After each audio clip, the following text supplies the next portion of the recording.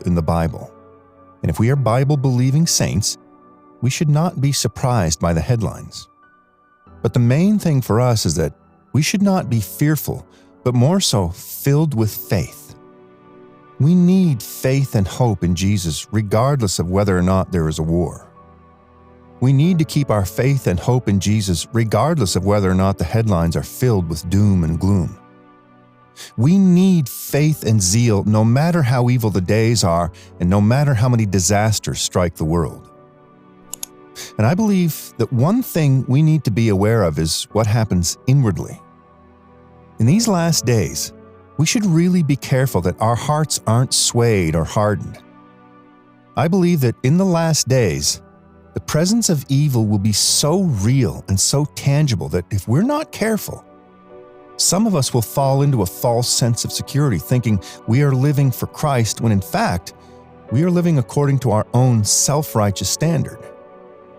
I encourage you to pray for a soft heart, a heart that is quick to repent, a heart that is quick to run to the Lord and quick to run away from evil. The Bible tells us that in the last days, because iniquity shall abound, the love of many shall wax cold.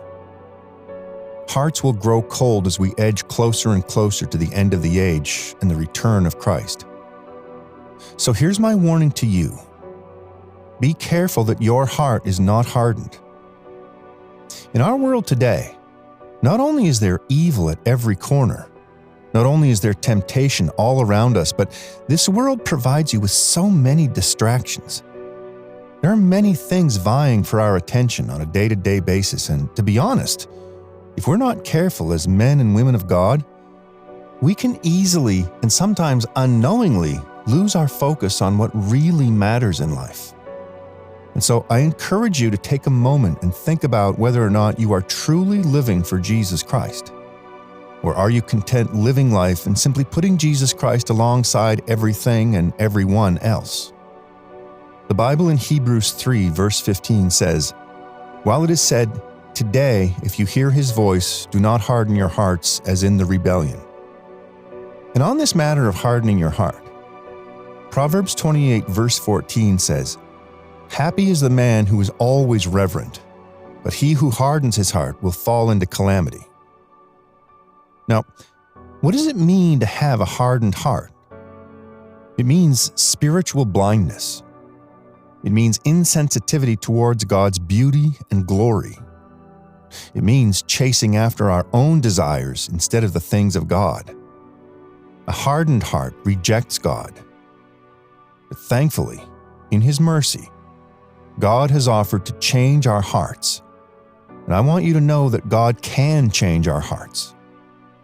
Ezekiel 26 verse 36, "And I will give you a new heart, and a new spirit I will put within you. And I will remove the heart of stone from your flesh and give you a heart of flesh."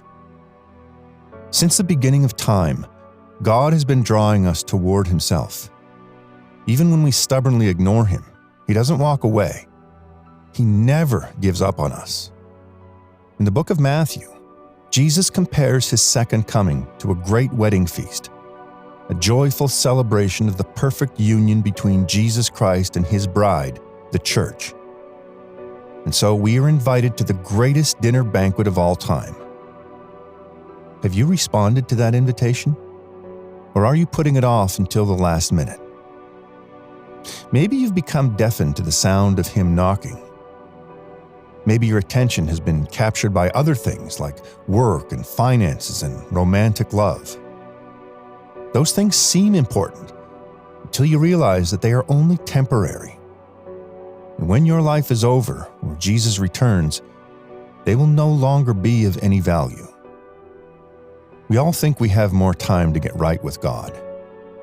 But the truth is that life is short. Tomorrow is not guaranteed. Everything we do today matters on an eternal level. If Jesus came back today, would you be ready? Would you be able to say that your heart was firmly set on Christ?